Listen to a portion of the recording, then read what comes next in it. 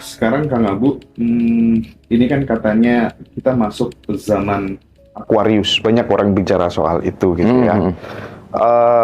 Tiba-tiba muncul secara bersamaan, secara kompak begitu. Abu Marlo, terus Saiful Karim, Oh, yang aneh-aneh gitu maksudnya. Zainuddin Faiz, ya kan, Mas Faiz kan, terus kemudian Dr. Niu Hasan, ada lagi Kumaila Hakimah gitu ya, dan lain sebagainya dan seterusnya. Ini muncul bersamaan dan kemudian menawarkan sebuah alternatif beragama yang sedikit-sedikit tidak menjelek-jelekan mereka yang di luar agama Islam gitu kan, lebih menenteramkan dan lain sebagainya. Jadi kalau dulu kan mereka yang rame itu kan yang pakai titel-titel yang belum tentu kebenarannya gitu ya, titel kiai, titel gus, titel habaib, habib. Sekarang kan mulai pada nyungsep semua gitu, yang habib-habib itu kan pada jadi common enemy kan sekarang. Nah, ini sebenarnya kalau dalam perspektif Kang Abu gitu, kenapa kemudian ini bisa seperti ini gitu? Nah, tapi kalau kita mau melihat dalam konteks ini, menurut saya adalah ini adanya signifikansi perubahan sosial media, signifikansi perubahan percepatan yang namanya informasi, Mas. Kita tahu dari zamannya Telegram ke pager itu lama gitu misalnya. Tapi sekarang dari mulai ya kita tahu dari mulai zaman-zaman MIRC gitu, Yahoo Messenger, sampai sekarang sampai sekarang WhatsApp, sampai sekarang ada ChatGPT. Ini kan eksponensial gitu, Mas. Si informasi ini kan luar biasa gitu. Nah, mungkin dengan blow up media dengan konteks kemudahan sosial media, ya let's say gitu ya. Saya research itu udah 14 tahun, Mas. Okay. Tapi mungkin sekarang ada orang yang lebih banyak tahu saya, ya karena sosial media yang berkembang aja sih sebenarnya gitu. Karena mungkin kita menyediakan lahan untuk netizen nyinyir aja sih.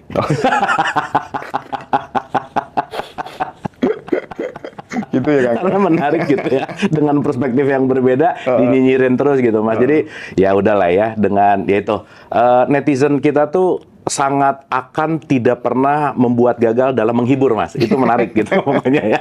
Komentar netizen itu menarik gitu. Dan saya thanks kepada apapun itu gitu. Karena ya kembali bahwa konteksnya adalah pembelajaran gitu. Nah, cuman saya mau melihat sejujurnya, Mas, aku tidak mempelajari tentang Aquarius itu gitu ya, Pisces lah apa itu, aku sangat nggak tahu tentang itu gitu. Jadi aku akan memilih menjawab dan merespon sesuatu yang aku tahu gitu. Karena kalau aku nggak tahu, aku akan bilang aku nggak tahu gitu. Terkait dengan esensi umroh lagi, Kang, kalau di sana dirasakan gimana sih dari orang pemerintahan Arab Saudi sendiri kira-kira? Ini lebih pada ke perputaran roda ekonomi aja atau kemudian memang benar-benar mereka membangun nuansa spiritualitas yang gimana itu? Jadi ternyata begitu ngelihat dengan kesadaran yang berbeda gitu ya, banyak sekali pemaknaan-pemaknaan yang saya rasa menghidupkan semangat spiritnya Rasulullah gitu. Yang saya rasa spirit beliau itu adalah selalu meningkatkan yang namanya kemanusiaan. Nah, yang menarik adalah kalau di sini belanja, di sana belanja. Di sini selfie, di sana selfie. Ya nggak ada bedanya. Tapi anyway, vibes-nya itu memang nggak ada lawan lah ya. Bahwa banyak sekali orang yang datang melakukan ibadah gitu, itu vibes-nya memang luar biasa gitu. Nah, tetapi ada satu pelajaran yang saya rasa penting ya ini untuk kita sharingkan. Dan seperti saya selalu mengulang-ulang, Mas Hendra, saya mendisklaimer bahwa saya bicara bukan mau meyakinkan sesuatu, bukan mau mengajari, bukan mau mentausiah atau menceramai, tetapi mudah-mudahan ini jadi bahan untuk kunyahan-kunyahan pikiran untuk dikunyah pelan-pelan, diicip-icip dan dapat rasanya gitu. Nah, yang saya dapat itu gini, Mas Hendra. Jadi kemarin tuh ketemu sama scholar-scholar gitu ya, ngobrol dalam beberapa perspektif tentang peradaban yang dilakukan oleh Nabi Muhammad gitu. Nah, yang menarik, Mas, apa yang dilakukan Nabi Muhammad ketika melakukan perubahan peradaban itu nggak ada satupun kaitannya sama agama gitu. Jadi Nabi Muhammad tidak didesain untuk membuat agama baru, tidak didesain untuk membuat kepercayaan belief system yang baru, tetapi muncul kesadaran dalam dirinya untuk melakukan sebuah yang namanya persatuan gitu, Mas Hendra. Nah, jadi kalau sekarang ada kata-kata atiullah wa ati rasul gitu ya, ikutilah rasul gitu. Saya rasa hal yang banyak diikutin sekarang tuh bukan masalah esensialnya gitu. Tetapi justru kalau dalam bahasa tiga fakir tuh, aku empatnya gitu. Yang diikutin tuh adalah jasadnya, bajunya, gimana cara makannya, apa. That's okay gitu. Iya, iya. Tetapi ada hal yang kemarin saya makin mind-blowing ketika ternyata Mas, yang membuat beliau kan gini, kalau kita bicara dalam konteks wahyu yang pertama itu kan Iqra ya. Iqra itu kan kebanyakan orang mengartikan baca gitu Mas, literer membaca gitu. Tapi pertanyaannya kalau Iqra adalah membaca, Quran itu kan tidak turun dalam bentuk buku gitu. Berarti kan ada sesuatu yang dibaca, pun kalau saya lebih dalam lagi dalam pemaknaan Iqra itu artinya adalah mengobservasi gitu. Nah, pertanyaannya kalau kita bicara, let's say di Quran di 17:14 itu ada kata-kata Iqra kitabaka, bacalah kitabmu. Nah, saya lebih menyadari lagi bahwa Nabi Muhammad itu sedang mengikra apa yang dirasakan gitu Mas. Dan yang dirasakan itu, ketika lingkungannya terjadi, pasti akan tabrakan dengan nurani gitu. Karena nurani kan nggak pernah hilang gitu. Nah, yang menarik adalah, ini bisa panjang banget, tapi saya bikin short by short supaya nanti kita bisa dapat esensi gitu. Ya, sekarang tuh Sai bisa pakai mobil golf, Mas. Dan bayar. Terjawab lah ya. Terjawab. Udah, simpelnya gitu aja. Tapi ya, kita nggak bisa memungkiri bahwa kenapa tempat-tempat suci diperebutkan, karena ada esensi ekonomi di belakang. Mau nggak mau, Mas. Mau nggak mau. Sekarang kayak pemerintah Arab mungkin kalau kita ngelihat, ya balik lagi ya, membuka tempat-tempat yang sekarang lebih bisa dikunjungi gitu. Aku tuh kemarin baru pertama kali dari 4 jam dari Madinah itu ada yang namanya Al-Ula. Dan Al-Ula ini dibuka untuk internasional gitu ya. Jadi ada direct flight dari mana-mana. Dan itu dibikin tempat wisata keren banget gitu Mas. Yang akhirnya, ya saya melihat bahwa kalau kita bicara ya, mau nggak mau, suka nggak suka, dimanapun konteks mau melakukan umroh dan haji, mau nggak mau ada uang di situ gitu. Ada perputaran roda ekonomi di situ gitu. Dan ya balik lagi, itu sangat membantu perputaran roda ekonomi mereka kan, gitu. Dan mereka kan sadar bahwa minyak ini kan pasti akan habis gitu. Betul. Tapi tamu Allah tidak akan pernah habis. Betul, Ya kan? betul. Nah di situ terjadi paradoks sih memang, bahwa ya itu tadi ya, ketika kita melihat ada semuanya, karena gini Mas, apapun ya, aku bicara apapun konteks, mau kita bicara dalam pengetahuan, mau kita bicara dalam agama, mau kita bicara dalam pekerjaan apapun, inti dari manusia itu kan cuma satu Mas, survival. Itu tuh semua hanya melakukan survival kan. Yeah. Apapun itu metodenya gitu. Nah jadi ya balik gitu ya. Pun kalau kesana dengan kesadaran, kita akan mengambil pemaknaan iya. Kesana hanya ikut-ikutan, ya udah. Seenggaknya kalau haji juga dapat gelar lumayan lah gitu. Pun ada dengan isme, kalau misalnya korupsi dan kesana terus dihapuskan dosa, ya udah juga gitu misalnya. Itu kan kembali kepada perspektif pemaknaannya masing-masing gitu ya. Jadi Nabi Muhammad lahir di bangsa Quraisy lah, katakanlah, pada saat itu gitu. Dia mengobservasi kebiasaannya, culture-nya. Dan itu kan pasti akan sesuai, apa ya, dia akan mengobservasi dengan suara hati yang terdalamnya gitu Mas Hendra. Artinya apa? Banyak kegelisahan-kegelisahan yang dirasakan oleh Nabi Muhammad pada saat itu. Dan ini yang jadi pesan penting adalah, sadarilah bahwa ketika kita mendapatkan kegelisahan adalah pintu masuk menuju kepada petunjuk. Karena begitu kita gelisah, kita lagi dibawa kepada ayat nyata yang beneran lagi dirasain. Dan saya rasa kegelisahan-kegelisahan itu yang terus membuat kita bisa jalan satu step menuju kepada pencerahan baru, satu step menuju kepada pencerahan baru. Dan saya rasa nggak bisa lepas dari apa yang dirasain gitu. Dimana pada saat itu, ya kita tahu bahwa perang banyak terjadi, keributan banyak terjadi, di mana pada saat itu hukum tidak berlaku bagi golongan atas untuk golongan bawah aja gitu. Dan itu kekeosan yang memanggil Nabi Muhammad untuk melakukan sebuah perubahan gitu. Bahkan kemarin dapat cerita bahwa perang-perang itu tuh nggak ada urusan sama agama sebetulnya. Nabi Muhammad pernah punya jenderal orang Yahudi dan dia bekerja sama gitu. Dalam artian bukan untuk membentuk negara yang agamanya Islam, negara Islam, tetapi umat Islam di situ konteksnya Islam itu kan kedamaian gitu. Serius beneran iya ya, dan maksudnya yang sekarang banyak tersebar itu justru malah yang iklan-iklannya gitu loh Mas, bukan film aslinya lah gitu kira-kira.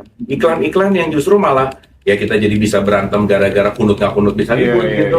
Gerakan ini dan gerakan itu beda bisa berantem, padahal kan aduh betapa mulianya beliau mengangkat derajat perempuan misalnya, saling menghormati untuk melepaskan di situ konteks di mana nggak usah perang deh, kita islah, kita beneran bisa berdamai gitu Mas. Yang akhirnya sekarang kan jadi terkotak-kotakan yang ngelihat identitas gitu kan, sayang banget gitu Pak. Dari penjelasan Kang Abu itu menjadi jelas bahwa ternyata kalau ngomong soal humanis, lebih humanisan orang Indonesia dibandingkan orang Arab zaman itu dulu, iya, gitu ya. Iya. Iya. Artinya bahwa kita kemudian memahami bahwa sebenarnya kan kalau kita lihat secara biografinya Nabi Muhammad, perjuangannya itu kan sangat luar biasa. Tapi sekarang mulai disalahpahami. Pelajaran saya adalah di level manapun kita, marilah bijaksana karena pasti setiap level memiliki kesadaran dan memiliki makna tertentu gitu loh Mas Hendra. Jadi bukan berarti ketika bicara hakikat juga ya kita ngomong umroh nggak penting atau haji nggak perlu kan nggak gitu juga gitu ya. Karena pada dasarnya semua juga sesuai dengan standar kesadarannya masing-masing gitu. Nah, cuman ada satu hal yang paling mind blowing yang saya pengen ceritain gitu, Mas Hendra. Jadi di perjalanan umroh kemarin tuh, pertama saya sangat melihat keglamoran gitu ya.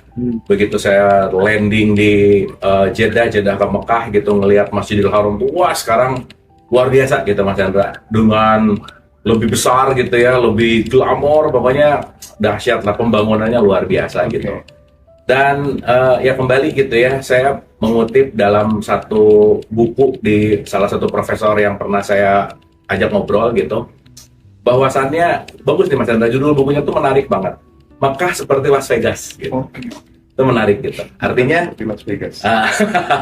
Artinya ya ini kan kita ngambil refleksi ya, bahwa boleh jadi ketika kedatangan ke sana hanya mengikuti ritual tanpa pemahaman gitu kan, tidak melakukan sebuah tirakat yang membedakan kita di tempat kita berasal. Let's say kalau di Jakarta saya belanja, saya nongkrong, saya lakukan apa semuanya, dan di sana tetap melakukan hal yang sama gitu. Ya misalkan kan kita perjalanan jauh ke sana itu kan sebetulnya bukan perjalanan jarak untuk mencari Tuhan gitu. Karena kan maksudnya Allah nongkrong di Ka'bah ya, kan nggak mungkin. Karena kan Allah meliputi gitu misalnya. Berarti kan bukan masalah letak geografis Allah ada di situ, tetapi pemaknaan saya bahwa perjalanan ke sana tuh seperti retret gitu loh Mas Hendra. Seperti saya menjauh dulu dari keseharian saya, dari sesuatu yang saya tidak sering saya lakukan sebagai habits, dan pergi ke sana untuk melakukan hal atau habits yang berbeda gitu. Nah jadi kalau kita ngelihat Mas, ya ini subjektif aku gitu ya. Sesaat Nabi Muhammad terkoneksi kepada nuraninya, berarti dia mengesa dengan Tuhan gitu. Sehingga kemanusiaannya muncul. Sehingga kesadaran ingin mempersatukan itu terjadi gitu. Nah jadi yang menarik adalah satu Mas, yang membuat dia gelisah ada 3 fakta, bukan fakta lah ya, ada 3 perspektif lah. Yang pertama tuh moral, yang kedua spiritual, dan yang ketiga itu sosial. Jadi ini nggak ada kaitannya sama agama, nggak ada gitu. Terus saya jadi mikir Mas, ini kita kan udah punya ketuhanan yang Maha Esa, kemanusiaan yang adil dan beradab, dan persatuan gitu. Nah justru yang menarik ini kan dasar kita ini adalah dasar yang sangat Islami gitu loh Mas. Sehingga kalau lebih dalam lagi, bahwa kalau bicara tentang leluhur-leluhur, bahwa wah luar biasa gitu. Ternyata kalau sekarang kita beneran pengen mengikuti Nabi Muhammad ini, yang jangan-jangan bukan Nabi Muhammad yang diikuti nih, justru sesuatu yang setelahnya kan ada chaos tuh. Justru kekeosan yang akhirnya jadi terkotak-kotak gitu, tidak bersatu gitu ya. Sekarang sesama Islam beda mazhab bisa berantem Mas. Mazhab beda kitab bisa berantem juga gitu. Yang akhirnya boleh jadi kita sudah melupakan dan sangat turun gitu ya, kalau kita ngomongin resolusinya dari apa sih misi seorang Ahmad bin Abdullah Nabi Muhammad ini dalam konteks yang namanya tauhid gitu, bahwa tauhid itu adalah melakukan persatuan dalam kemanusiaan gitu. Sehingga kalau kita sekarang berbicara dalam konteks agama itu menjadi penting tetapi lupa esensi kemanusiaannya, maka jangan-jangan menuhankan agama gitu.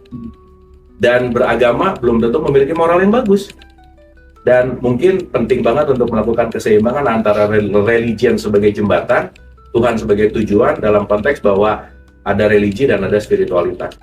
Itu Mas, yang aku beneran iya ya. Dan semua misi yang dilakukan itu sebenarnya ujungnya tuh apa? Humanity gitu. Makanya kan wama arsalnaka ila rahmatan lil alamin, udah lah ya, itu sering banget gitu, bahwa untuk merahmati gitu. Nah jadi saya rasa once kita bicara dalam konteks di ngaji Rasul kan pernah dibahas tuh tentang religiositas gitu kan, religius tapi nakal itu ya kan. Nah, yang paling mind blowing Mas, yang pada saat itu seorang Ahmad bin Abdullah merasakan kekhawatiran adalah ketika dia melihat di society-nya, di lingkungannya, itu kaitannya sama perempuan. Bahwa perempuan pada saat itu tidak dianggap manusia. Diperjualbelikan, jadi budak, dan bahkan saya pernah ngobrol sama ahli kajian gender Islam gitu. Ada satu statement gini Mas, kalau perempuan tuh penting ibadah nggak? Sampai keluar pertanyaan kalau perempuan penting ibadah artinya apa? Ngapain perempuan ibadah kan bukan manusia gitu. Artinya apa? Pada saat itu ada kecamuk besar dalam kegelisahan seorang Ahmad bin Abdullah melihat perempuan pada saat itu tidak dianggap sebagai manusia. Bahkan Quran sendiri bilang di surat 1658 tuh, masyarakat pada saat itu Mas kalau punya anak perempuan malunya setengah mati gitu. Jadi pilihannya cuma ada dua, mau menanggung malu seumur hidup atau dia mau mengubur hidup-hidup si bayinya gitu. Kan itu nggak manusiawi gitulah kira-kira. Tidak ada humanisnya gitu di situ. Nah jadi saya lebih menyadari lagi bahwa ternyata pemanggilan sebuah enlightenment seorang Nabi Muhammad ini kaitannya ternyata sama kemanusiaan gitu. Tapi point of view-nya kalau kembali ke pertanyaan Mas Hendra tentang perputaran roda ekonomi, saya bisa bilang bahwa itu sangat membantu perputaran roda ekonomi mereka gitu. Karena mau nggak mau hotel tambah banyak, rate-nya juga makin mahal gitu ya. Dalam konteks perputaran di situ secara apa semua, mau makanan kayak parfum kayak apa semua gitu Mas, itu kan sangat membantu gitu. Nah jadi saya rasa ya kembali gitu ya, salah satu mungkin kalau kita bicara dalam konteks ekonomi, kegiatan itu juga yang namanya umroh dan haji sangat membantu roda perekonomian mereka.